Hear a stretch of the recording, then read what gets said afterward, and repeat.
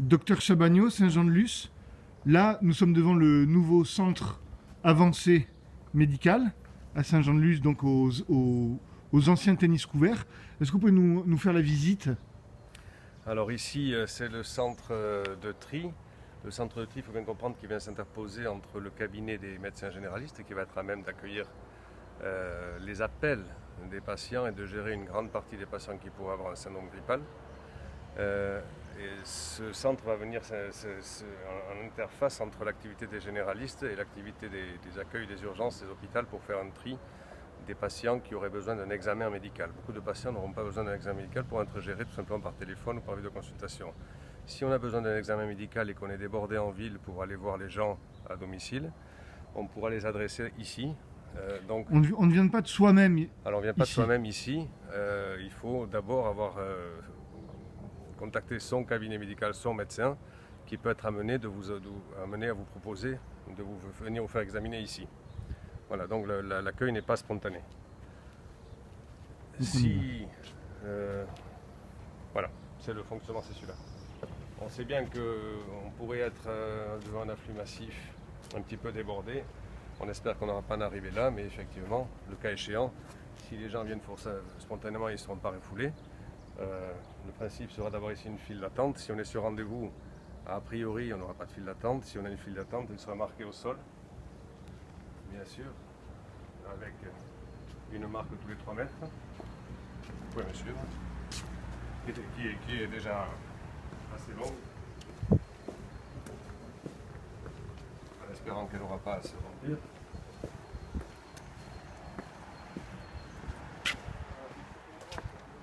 Alors, le flux des patients, l'accueil des patients sera canalisé par les volontaires de la Croix-Rouge.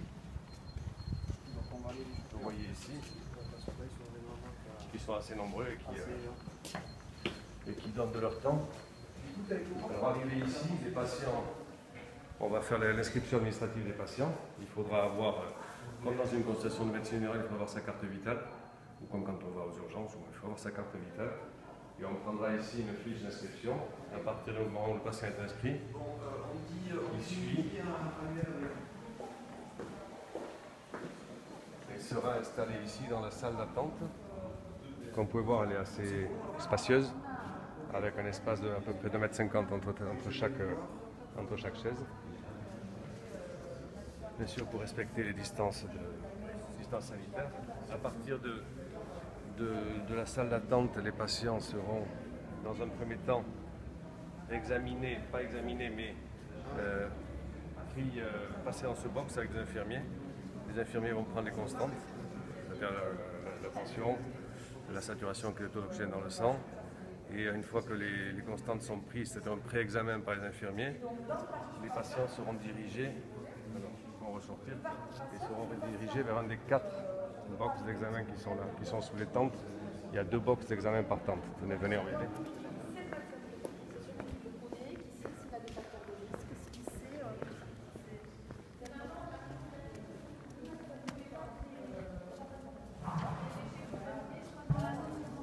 Chaque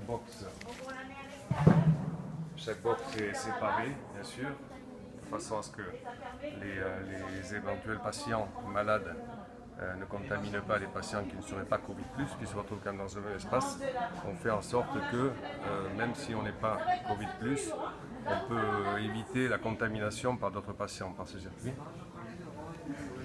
Une fois que le patient est examiné ici par le médecin, on peut, donc l'élément principal est trié sur des critères de gravité.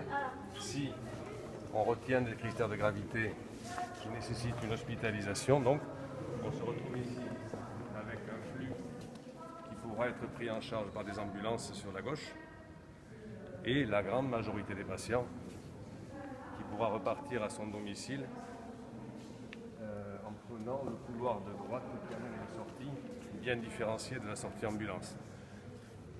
La plupart des gens, donc bien sûr, prendront la sortie de droite, bien entendu, et il sera mis en place un système de surveillance à distance parce que les patients, une fois examinés et triés, devront être quand même suivis soit par leur médecin, soit il faudra s'adapter un petit peu en fonction de l'évolution de l'épidémie, mais soit par nos propres services pour faire un deuxième avis à 48 heures ou en tout cas que les patients ne soient pas laissés dans la nature. Merci. Il n'y a pas de quoi.